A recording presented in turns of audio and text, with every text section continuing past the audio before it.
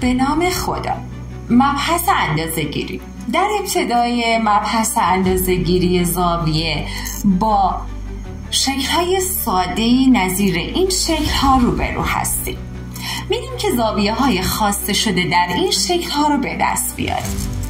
شکل اول ما به صورت یک زاویه راست هست، یعنی شکل اصلی من یک زاویه 90 درجه هست که یک قسمتش 32 درجه است و یک قسمتش برای من علامت سوال هست.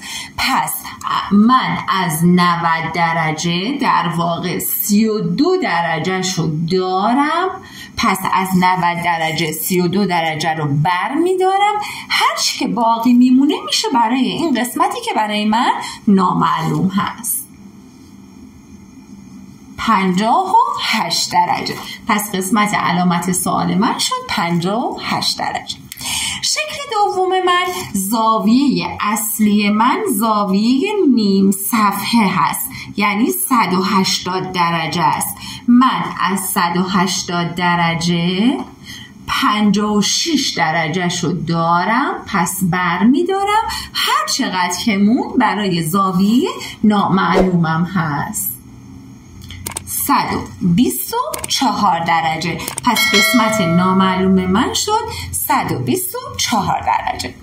زاویه سوم من زاویه‌ای که قرار یک دور کامل باشه، یک دایره کامل باشه.